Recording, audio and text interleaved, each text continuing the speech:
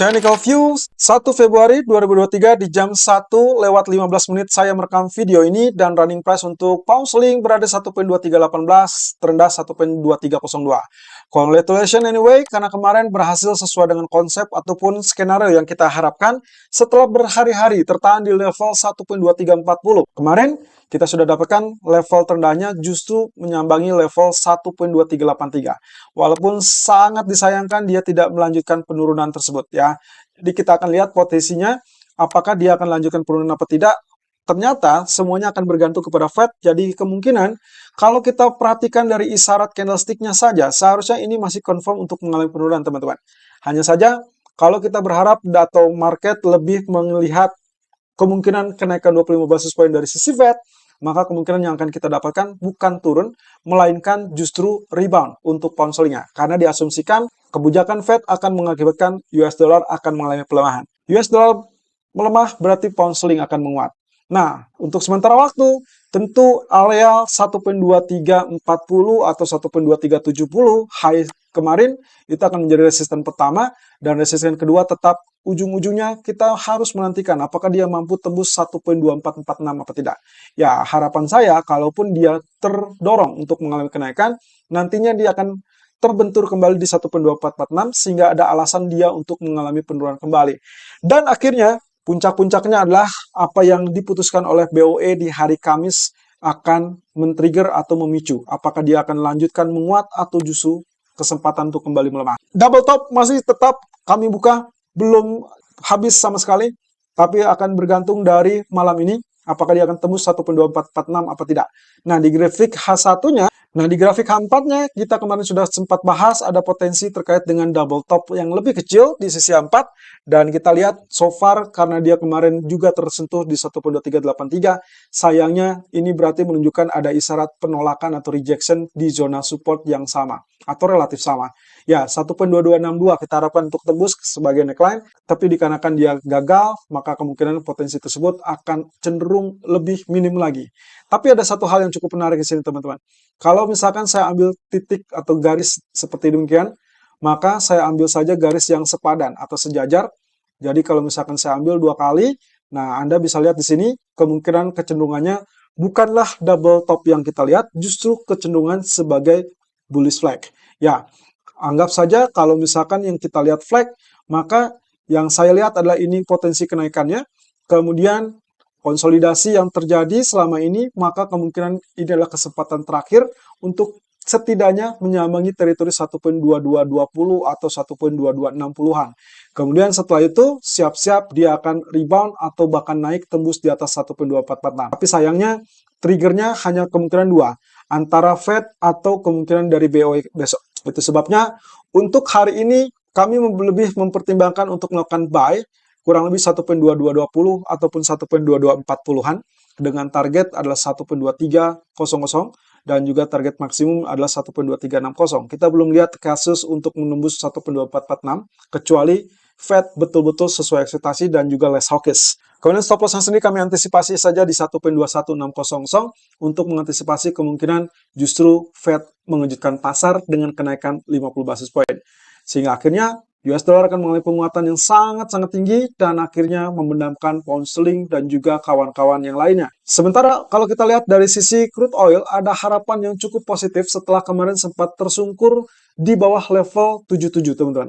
Tempo hari saya sempat mengingatkan, termasuk kemarin juga sempat saya mengingatkan, kita akan berngacu kepada level 75.60-an, tapi selama dia tidak tembus, maka ada harapan atau peluang untuk mengalami kenaikan. Dan itulah yang terjadi kemarin, setelah dia terbenam sampai level 76.50, kemarin pun kita sempat mengingatkan ada kemungkinan ke arah sana, kemudian nantinya akan berbalik. Jadi, so far so good, dan kalau kita lihat dari formasi candle yang ada, 2 candle terakhir ini, kita anggap sebagai posisinya bukan lagi tentang satu candle hammer, tapi melainkan 2 candle yang kita komposisikan sebagai piercing line. Yang artinya kecenderungannya adalah cenderung naik. Tapi hati-hati, kita masih punya resisten yang cukup tangguh di area 82. Jadi kalau misalkan sampai saat ini dia belum juga tembus, ya mohon maaf, kemungkinan bullishnya masih tetap tertunda. Dan bahkan kita juga malah terancam dengan level 75.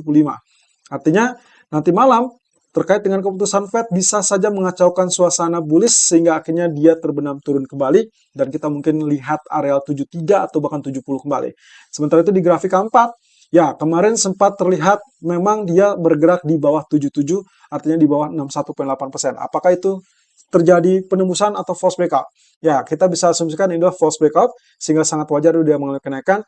Kemudian, supaya tidak bingung, kita hapus saja areal garis trendline ini, kemudian akan fokus dengan areal-areal yang sama, yaitu dengan posisi 38,2%, 79, yaitu 23,6% pun di areal 80. Kalau ternyata ini tidak sanggup untuk ditembus, maka yang kami harapkan adalah koreksi terlebih dulu, setidaknya mungkin di areal 78, setengah dari kenaikan kemarin, atau bisa saja maksimum di areal 76. Tapi kami ambil jalur setengahnya, sehingga kemungkinan disinilah dia kemungkinan bisa mengalami rebound kembali atau kenaikan. Dengan asumsi bahwa kemungkinan Fed cenderung melemahkan US dollar, bukan menguatkan US dollar. Dengan cara lain juga, Anda bisa membalikan posisi dari Fibonacci retracement. Saya ambil misalkan dari puncak ke bottom, yang terpenting adalah ini dalam jalur penurunan dan kita butuh konfirmasi penembusan di atas 61,8%. Jadi lagi-lagi level Fibonacci retracement 61,8% menjadi teritori penting untuk saat ini. Artinya, untuk malam ini kami tetap melihat peluang untuk terjadinya kenaikan di sisi crude oil, sehingga suggestion adalah buy on dip di kisaran 7800, 78,20 dengan target 79,20 ataupun 80,20. Ya, tepat di 61,8% Fibonacci retracement. Tapi kalau itu tembus, Anda boleh hold posisi buy Anda. Tapi kalau tidak tembus, sebaiknya segera exit. Lalu kemudian cari peluang lainnya setelah FOMC. Nah, stop loss-nya 77,00 untuk mengantisipasi in case Fed betul-betul mengecewakan dan akhirnya juga membenamkan pemikiran market. Lalu kemudian terakhir di grafik gold. Kemarin kita sudah sempat kupas terkait dengan posisi atau potensi dari pola rising wedge. Bagi saya, areal ini dianggap sudah selesai, teman-teman. Meskipun target maksimumnya 1896 atau 1894, tapi yang jelas di sini kita lihat areal kemarin penurunan di area 1900 itu sudah cukup dekat. Jadi saya hapus bagian dari rising wedge-nya dan kini kita beralih dengan fokus yang lain.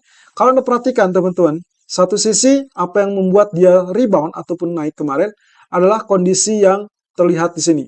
Ini adalah bagian low yang lebih tinggi, sementara kalau Anda lihat di RSI, justru kecenderungannya adalah dia membuat areal lower low. Itulah sebabnya bullish divergence lah yang membantu dia terdorong naik jauh lebih tinggi seperti yang saat ini sedang kita lihat. Nah, asumsi saya, kalaupun mau, maka kemungkinan posisi penurunan itu hanya berlangsung sesaat, artinya kita bagi dua di sini, kemungkinan zona tengahnya akan berada di kisaran 1912, 1915, kemudian kalaupun misalkan opsi pertama dia cuman sedikit terkoreksi, opsi kedua dia terkoreksi full sampai mendekati low kemarin. Artinya mungkin saja ada tes sampai area 1900 kembali, kemudian nantinya diharapkan barulah dia rebound sebagai double bottom atau apapun, dan juga opsi yang pertama tadi adalah saat dia terpantul di sisi 1915 atau 1912. Nah, jadi tergantung mana yang akan terjadi. Tapi menurut saya, ADP akan menjadi awalan cukup bagus untuk melihat indikasi apakah itu memungkinkan untuk Fed melunak, yang artinya kenaikan suku bunga di malam harinya hanya 25 basis point.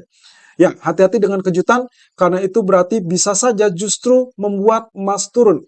Jadi hati-hati dengan level 1900. Itu sebabnya kalau misalkan lihat dari skema yang kami tampilkan tadi pagi, justru kami mencurigai ada kemungkinan dia anjlok. Dan kalaupun anjlok, maka kesempatan untuk melakukan buy sebagai potensial demand diperkirakan ada di kisaran 1864. Bukan lagi 1890, tapi melainkan di 1864. Itu pun dengan asumsi bahwasannya Fed menunjukkan pasar, tapi kemudian dilawan dengan pernyataan Powell yang kecenderungannya less hawkish. Dan itu bisa membuat potensi skenario yang ini sangat potensial untuk terjadi. Tapi kalau ternyata Fed menaikkan suku bunga 50 basis point ditambah lagi dengan Powell kecenderungannya hawkish, maka kita akan berpotensi melihat area 1824 atau bahkan jauh lebih rendah di area 1774. Jadi hati-hati dengan pernyataan. Semuanya masih sangat 50-50. Nah, terkait dengan sesuai ekspektasi. Kalau ternyata memang suku bunga dinaikkan 25 basis point, maka respon yang memungkinkan untuk terjadi adalah kenaikan. Of course, yang kita harapkan adalah kenaikan. tapi hati-hati dengan level 1948. Nah, disinilah letaknya kemungkinan Powell yang akan kembali menentukan. Kalau ternyata Powell memberikan kisi-kisi bahwa mereka siap untuk lanjutkan dengan pelunakan, artinya kenaikan yang lebih lambat, kemudian juga siap untuk standby, artinya mengakhiri siklus kenaikan suku bunga, maka kemungkinan itu bisa saja membuat dia kembali lanjutkan kenaikan, artinya tembus 48. Tapi hati-hati, kalau ternyata suku bunga naik 25 basis poin, tapi Powell memberikan isyarat bahwa mereka masih tetap akan naikkan suku bunga dan masih tetap hawkish, maka ini bisa kembali turun. Jadi hati-hati, setelah respon suku bunga, kemungkinan market akan merespon apa yang disampaikan oleh Lord Powell. Dan terakhir, kalau kita perhatikan dari grafik H1, maka apa yang kemarin kita gambarkan sebagai zona triangle sudah pecah, kemudian dia turun, kemudian juga dia sudah mencapai area 1900, dan itu persis dengan teritori yang kita tandai kemarin, maka sekarang saatnya kita merubah Fibonacci retracement kita. Ya, kalau teman-teman perhatikan di sini, sebetulnya dia sudah sesuai harapan dan terpantul kembali, masih tertahan, tapi kita sudah tidak menggunakan areal triangle tersebut. Nah, akhirnya, kalau teman-teman perhatikan di sini, maka grafiknya akan seperti demikian. Di sini sangat jelas terlihat bahwa dia rebound dan langsung tembus. Sehingga untuk saat ini dia masih dalam fase kenaikan. Lalu kemudian untuk penurunan sendiri Anda tinggal tarik saja dari Fibonacci retracement. Nah, Fibonacci retracement sendiri Anda tinggal tarik dari sisi bottom menuju sisi puncak.